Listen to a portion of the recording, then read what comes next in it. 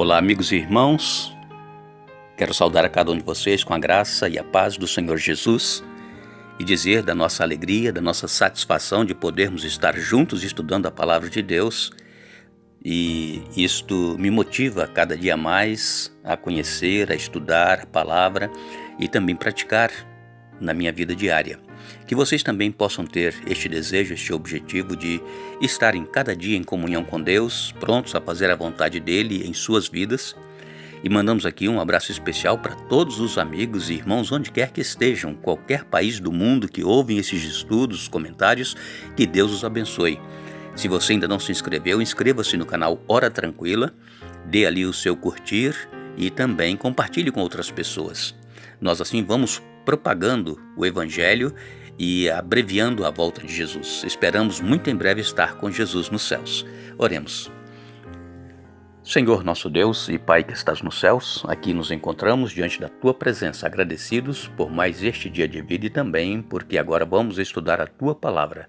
Pedimos-te novamente que o Teu Espírito Santo esteja presente, abrindo a nossa mente para o entendimento e que possamos, ó Deus, tomar decisões acertadas ao Teu lado e estar dispostos a fazer a Tua vontade e não a nossa vontade. Abençoe aos irmãos e amigos, especialmente aqueles que nos pedem orações. Tu conheces as suas necessidades, os seus problemas, as suas dificuldades. Dê a cada um a vitória, segundo a Tua santa vontade. Em nome de Jesus. Amém. Ontem nós falamos a respeito do tumulto que houve lá no templo de Jerusalém. Eles estavam acusando Paulo de ter introduzido um gentil que não era circuncidado. Isto não era verdade, porque Paulo sabia muito bem que os gentios deveriam ficar no pátio externo do templo, onde os gentios podiam ficar. Os que passassem dali para o pátio interior ou para o templo poderiam ser mortos, e era culpa da própria pessoa que não obedeceu às placas que estavam por todo aquele pátio grande, e em grego, em latim. Eles então estavam avisados que se passassem dali para dentro eles poderiam ser mortos. E Paulo foi acusado então de ter introduzido Trófimo, que era um efésio, e isso não foi verdade. Mas como eles já tinham ódio do apóstolo Paulo, porque o consideravam como um traidor do judaísmo, eles o agarraram, levaram para fora, fecharam as portas do templo. Paulo iria ser morto ali naquele momento. Mas como a fortaleza romana era ao lado do templo, eles ouviram aquele alvoroço. Cláudio Lísias, que era o comandante, correu para lá com a sua tropa e tomou a Paulo e o prendeu, o acorrentou e estava levando Paulo para ser interrogado. Vamos ler Atos 21, 37 a 40. Nos diz assim a palavra de Deus. Atos 21, 37 a 40. E quando Paulo ia sendo recolhido à fortaleza, disse ao comandante: "É-me permitido dizer-te alguma coisa?" Respondeu ele: "Sabes o grego? Não és tu porventura o egípcio que há tempo sublevou e conduziu ao deserto 4.000 sicários?" Respondeu-lhe Paulo: "Eu sou judeu natural de Tarso, cidade não insignificante da Cilícia, e rogo-te que me permitas falar ao povo." Obtida a permissão, Paulo, em pé na escada, fez com a mão sinal ao povo e fez-se grande silêncio, e ele falou em língua hebraica, dizendo... Aqui depois nós vamos ver o que Paulo disse. Olha, o comandante então, ele foi interpelado por Paulo, se ele poderia fazer uma pergunta, e o comandante então disse: "Olha, você sabe falar grego?" Então Paulo respondeu, E este comandante, ele pensou que Paulo fosse aquele egípcio que cita aqui, Lucas cita aqui no verso 38, um egípcio que havia feito uma rebelião 3 anos antes ali em Jerusalém, incitando o povo judeu contra os romanos. E isto naquele primeiro século era normal acontecer esses distúrbios, acontecer esses problemas de revolta, porque o povo judeu não aguentava mais ser escravo dos romanos, ser submissos aos romanos. E então de vez em quando surgia alguma insurreição. É tanto que quando Jesus esteve aqui na terra, eles tentaram fazer com que Jesus se proclamasse rei, porque eles queriam que Jesus libertasse os judeus do jugo romano. Eles não entendiam que Jesus veio para salvar o homem do pecado e não do jugo romano.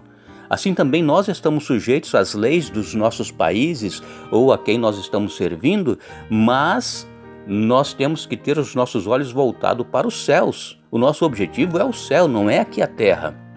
Então nós não deveremos nos envolver com estes problemas aqui que existem em todos os países. Nós somos cidadãos, precisamos viver, mas não nos envolvermos com estes problemas. E Paulo então explicou ao comandante que ele era de Tarso e que ele não era do Egito, e então ele recebeu a permissão de falar ao povo. Aqui em Atos capítulo 22, os versos 22 a 29, nós lemos aqui, olha aqui, Atos 22, versos 22 a 29. Que se há de fazer, pois, certamente saberão da tua chegada. Faze, portanto, o que te vamos dizer. Então, estão entre nós 4 homens que voluntariamente aceitaram, toma-os, purifica-os com eles e faze a despesa necessária para que raspem a cabeça e saberão todos que não é verdade o que diz a teu respeito.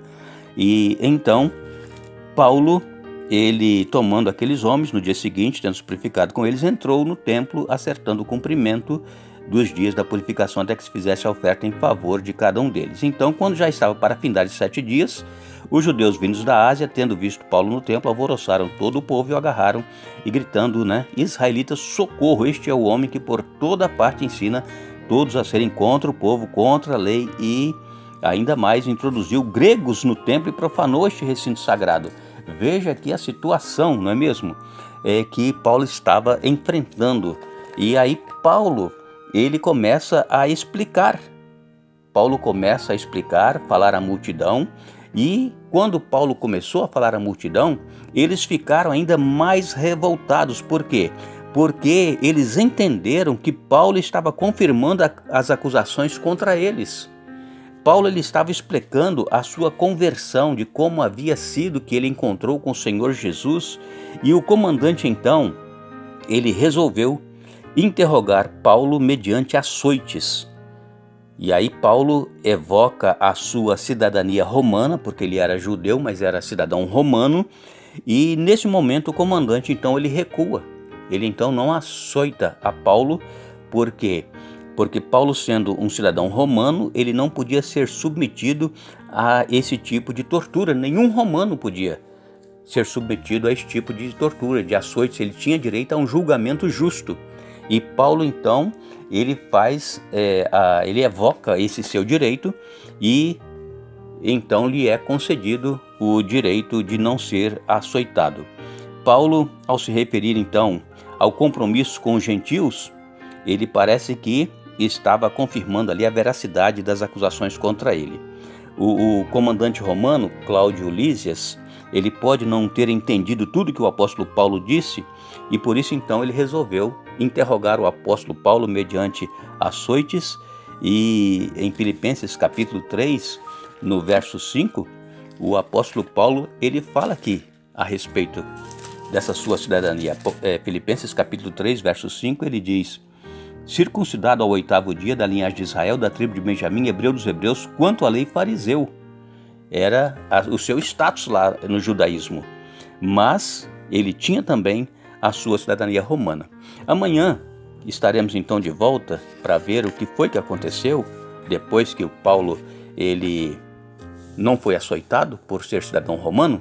Vamos ver então qual foi a atitude que foi tomada com relação a este caso do apóstolo Paulo. Que Deus nos abençoe. Que Deus nos dê um bom dia, mas lembre-se, buscai, pois, em primeiro lugar o reino de Deus e a sua justiça, e as demais coisas vos serão acrescentadas.